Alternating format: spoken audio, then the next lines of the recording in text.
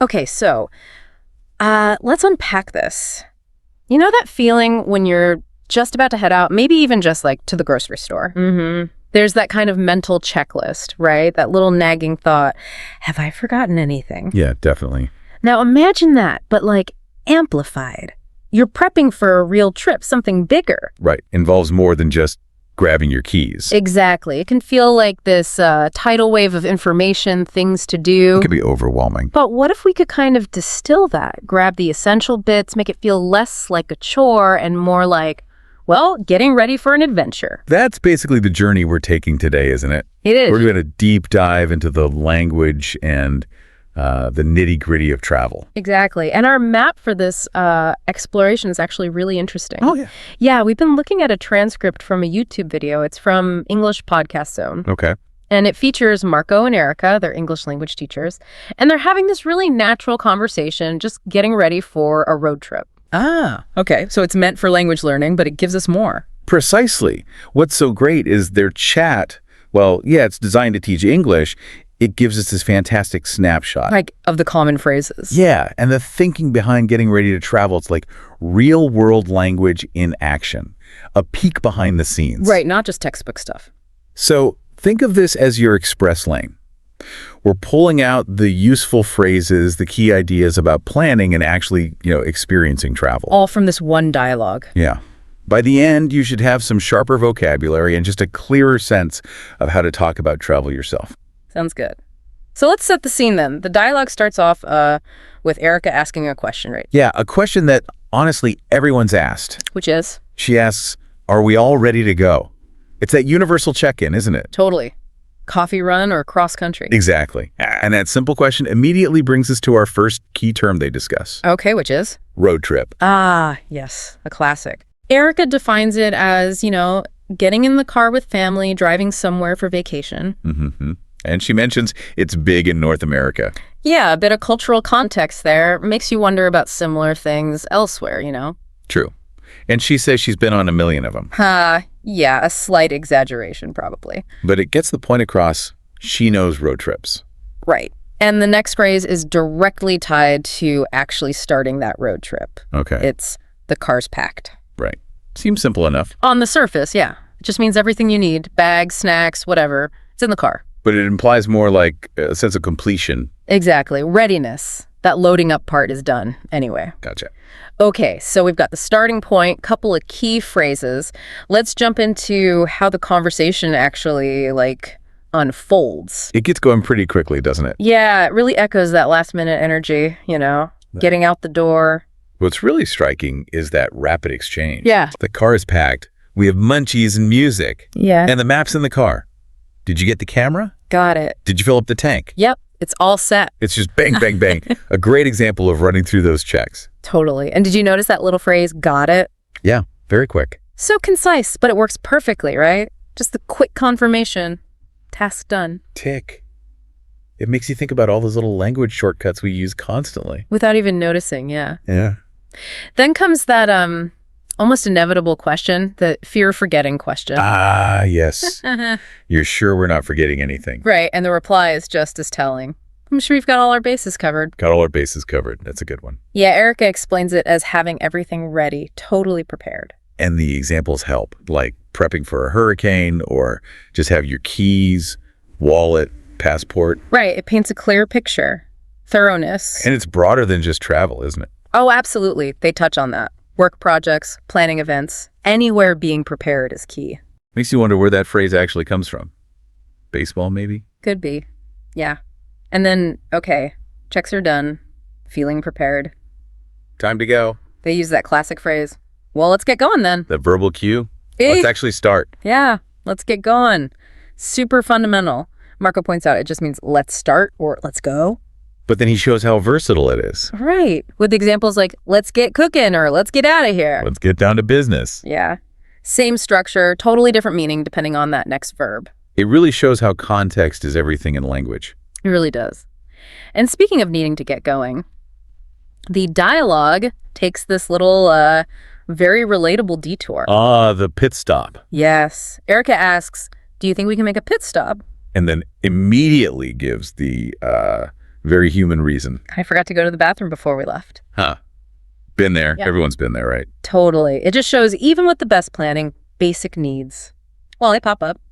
So that moment brings us to some more specific language takeaways from the chat. Right. First one, munchies. Ah, yes. Essential travel gear. Erica clarifies, it's just a casual word for snacks, right? Food, chips, cookies, chocolate. Whatever keeps you going on a long drive. Comfort food, fuel. Can't forget the munchies. Okay, second takeaway. Fill up the tank. Pretty straightforward. Putting gas in the car. Yep. Non-negotiable before a big drive. And third, Pit stop. Marco defines it as just a quick stop, right? yeah, brief pause, usually for gas, food, or Or the bathroom, as we saw. exactly. Just acknowledging that longer trips need those little breaks. Makes sense. Okay, so vocab expanded. Now, they also have this little fluency builder bit, which is interesting. Yeah, where they talk about something a bit more natural. Exactly. Subtle ways to phrase things that just, flow better. Like instead of just, are we ready to go? They suggest, so are we all ready to go? Adding that so. Right. It kind of initiates the question, seeks confirmation more conversationally. It does, yeah. A bit more casual, invites agreement. And for saying, it is ready, They suggest it's all set. which just sounds smoother, doesn't it? More finished. Yeah, concise. You hear it all the time, not just for travel. Totally. These little tweaks, they might seem small, but they add up to sounding more, fluent. More comfortable in the language. Yeah. Definitely. Now, moving beyond just the mechanics of the conversation, they share some personal stories too. Right, about their own road trips. Adds context. Erica's million road trips. Right. Turns out they were family camping trips. To northern Canada, she said. Like 8-hour drives. Yeah. That's some commitment, but then she contrasts that with Vegas trips with friends. Right, showing how different the vibe of a road trip can be.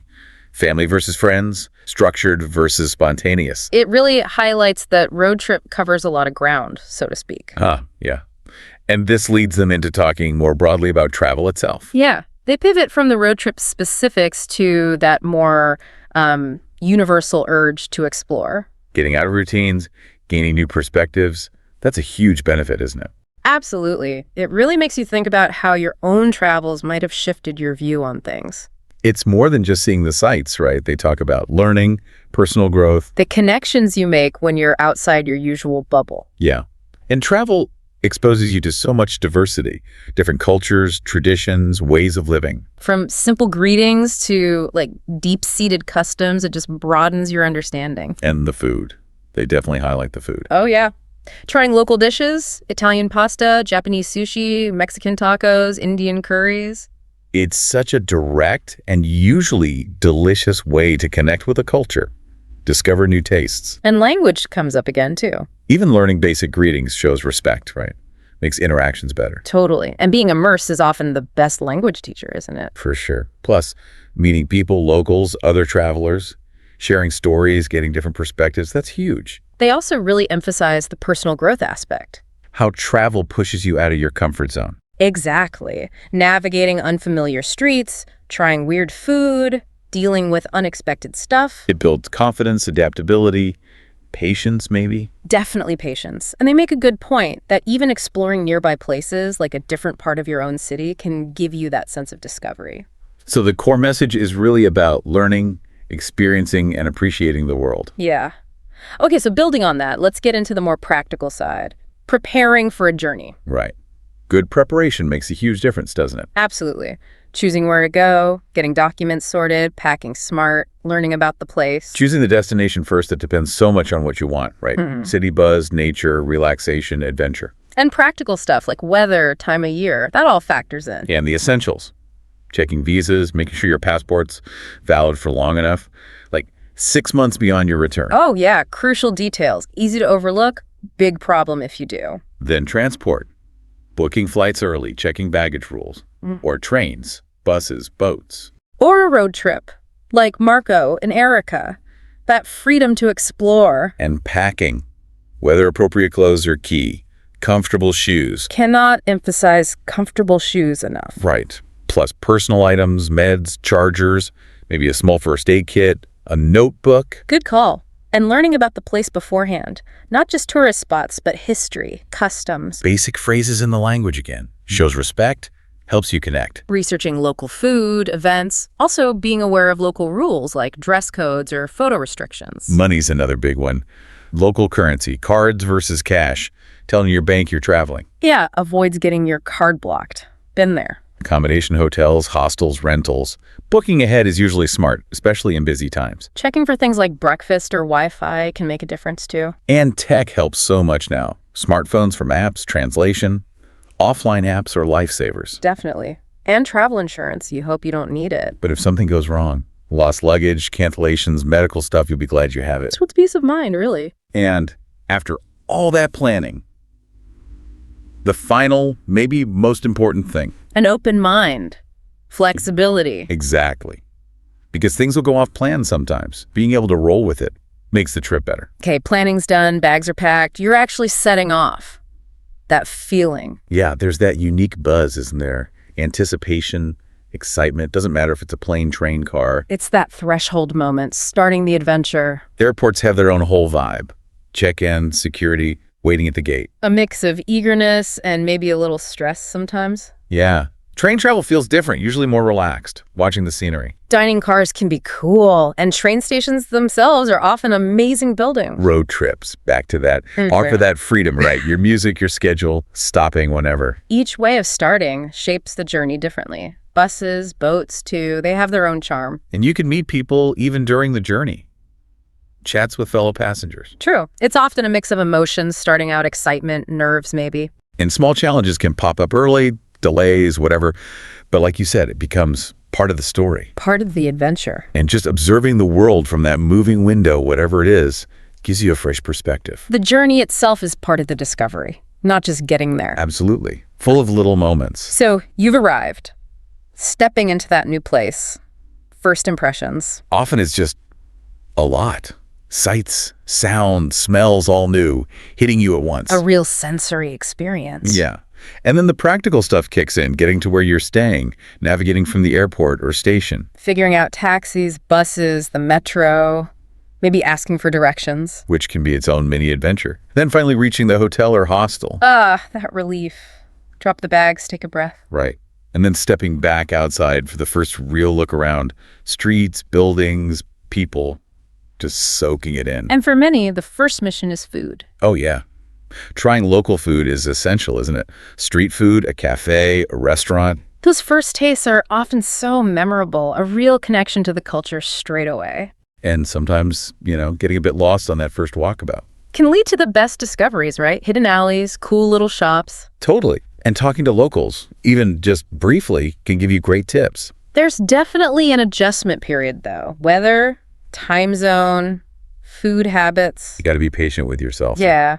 That first day is often just about absorbing, getting your bearings. And getting excited for more exploration. Okay, settled in, oriented, time to really explore. What are the best ways to do that? Well, there's the thrill of just being somewhere new, right? Visiting the big landmarks, learning their stories. That's important context. But also just wandering local neighborhoods, seeing everyday life. Definitely. Getting away from the main tourist track. And again, tasting the food. Always the food. And using local transport, even if it's confusing at first. Can be an adventure in itself.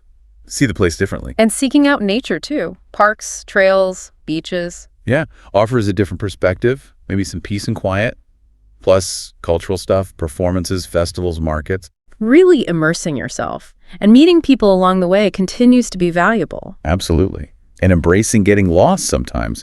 You never know what you'll stumble upon. Capturing memories too, photos, maybe a journal. Helps you remember, but also makes you pay more attention in the moment, I think. Good point. So exploring isn't just sightseeing. It's about understanding, engaging. Opening your mind. Yeah, now let's be real. Travel isn't always smooth sailing. Challenges happen. Oh, for sure. Language barriers are a big one, even if you've prepared a bit. Communication breakdowns can be tricky. Yeah. And getting lost common, sometimes good, sometimes just frustrating. Transportation issues, delays, cancellations, requires patience. And weather can totally change your plans. Need to adapt. Cultural differences too. Misunderstandings can happen. Need that respect and open-mindedness. Money worries, budgeting issues, unexpected costs. Health and safety concerns, being mindful in a new place. But often it's overcoming these things that makes the trip more memorable, right? Exactly. Builds resilience, gives you stories to tell, turns hurdles into anecdotes. Makes the successes feel even better. Precisely. So, the trip winds down, heading home. What's that like? The end of the journey. It's often a mix, isn't it? Yeah. Bittersweet, happy about the experiences, sad it's over. Maybe looking forward to your own bed. Yeah, maybe. And the journey back itself, that's often a time for reflection, processing everything. Then you arrive home, readjusting. Yeah, familiar place, but maybe you feel slightly different. See things with fresh eyes. That happens. And then sharing the stories, showing photos, telling people about it. That's a big part of it, reliving it. But the impact goes deeper than just stories, doesn't it? Oh, yeah. A bigger appreciation for diversity, maybe? Yeah. Better problem-solving skills?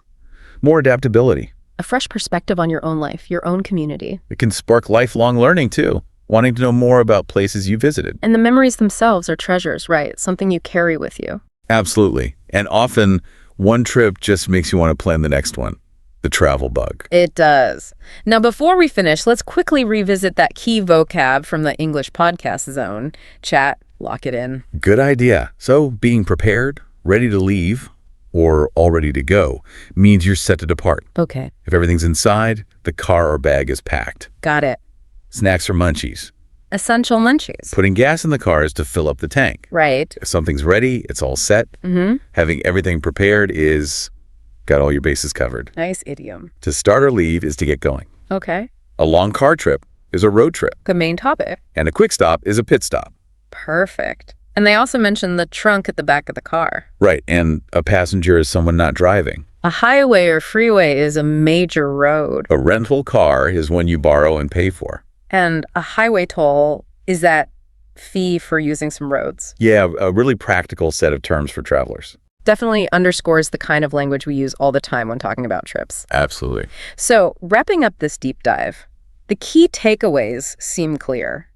Understanding this everyday travel language is super helpful, right? Absolutely. Whether you're planning or already on the road. And looking at the whole arc, planning, the journey, arriving, exploring, returning it, shows how rich and varied the travel experience is. Being prepared linguistically, but also just having that open, adaptable mindset.